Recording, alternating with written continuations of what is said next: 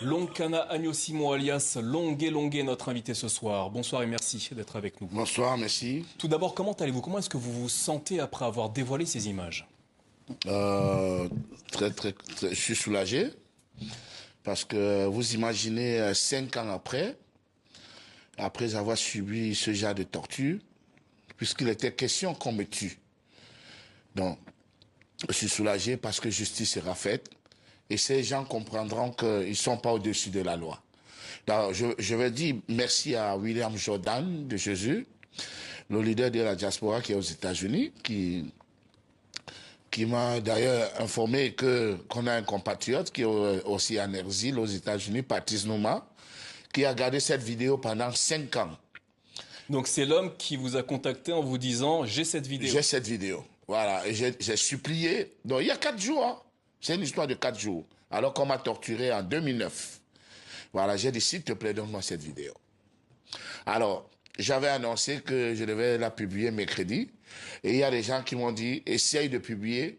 Si tu n'aimes pas ta famille et tes enfants, essaye de la publier. J'ai dit, Alors, OK. il vous a dit pourquoi est-ce qu'il vous a contacté pour vous dire qu'il avait cette vidéo? Mais parce qu'il savait qu'on m'avait torturé. Il savait qu'on m'avait torturé, comme c'est un ami, on discute tout le temps. Et pour lui, savoir qu'il y a cette vidéo devait tout changer, pas seulement pour moi, devait libérer tout le Cameroun, libérer tous ceux qui sont victimes d'injustice au Cameroun. Voilà, et je crois que c'est ce qui se passe actuellement.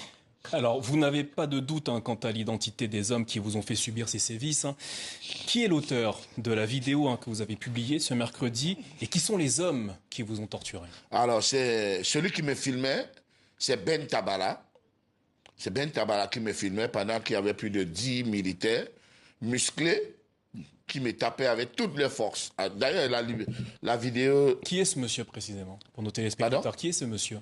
Monsieur Tabala, il était le commandant de la sécurité militaire. Maintenant, il est colonel.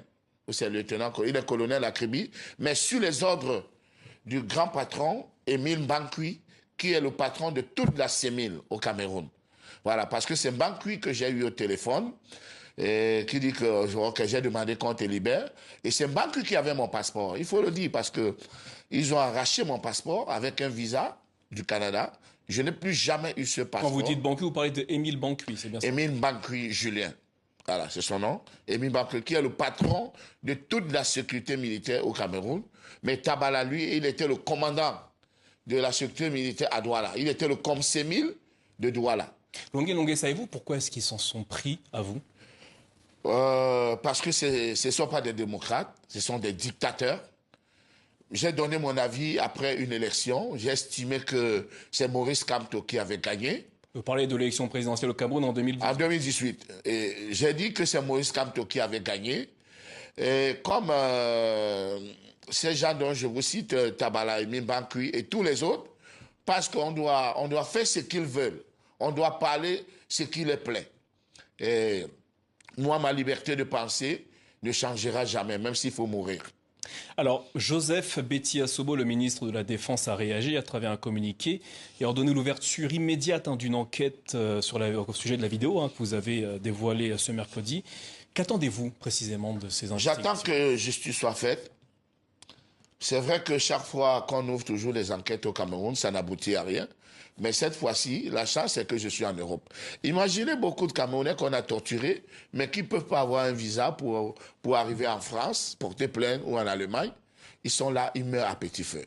Alors, Dieu a choisi une personne pour libérer tous les Camerounais, pour mourir pour cette cause. Et je dis que Émile Mbankwi et Tabala, on doit les déshabiller. Parce que un fonctionnaire est là pour servir le peuple et non se servir. Alors, il y aurait une enquête, donc, mais est-ce que vous avez des preuves vis-à-vis des hommes que vous accusez de vous avoir fait subir? Mais la vidéo est là. La vidéo est là. Vous êtes sûr qu'il s'agissait des membres de la sécurité militaire? Vous avez aucun doute là-dessus? Sur aucun doute. Aucun doute. On doit les interpeller. On doit interpeller Ben Tabala, on doit interpeller Mbankwi. Et maintenant, il y a des petits militaires, les lieutenants, les chefs, tout que je connais. Si je les vois, je vais dire, toi, tu étais là. Et ils vont bref, ils vont se dénoncer. Ça, c'est sûr. Alors à l'époque, vous aviez dénoncé les actes de torture que vous aviez subis. Dans une récente interview à Jeune Afrique, vous disiez ne pas avoir été soutenu par la population congolaise. Est-ce que vous pensez qu'aujourd'hui les choses ont changé? Camerounaise, pardon. Ouais. Est-ce que vous pensez qu'aujourd'hui les choses ont changé? Vous entendez, vous recevez des messages de soutien? Les choses ont changé. Tout le monde, les gens s'excusent. Vraiment, on n'avait pas cru. Quand tu me disais on t'a torturé, personne ne croyait. Vraiment, excuse-nous. On a les larmes aux yeux.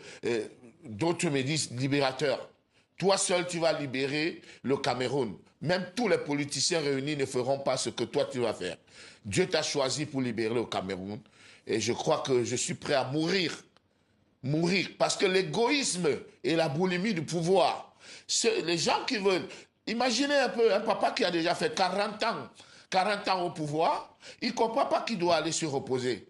Mais Banqui devait aller à la retraite, on l'a prolongé pour 3 ans. Alors, imaginez. Longué, quelle est votre situation? Est-ce que vous avez la possibilité de retourner au Cameroun? Je ne peux pas, sinon c'est la mort. C'est vrai que même ici, ils ont des lieutenants, ils ont des antennes ici, même ici, je ne suis pas en sécurité. Mais je vais m'organiser pour que mes sorties soient au moins contrôlées, pour que les gens que je fréquente soient choisis. Voilà, donc je ne compte pas rentrer au Cameroun. J'ai enlevé le Cameroun dans mon programme pour ne pas mourir avant de libérer le Cameroun. Je mourrai après la libération.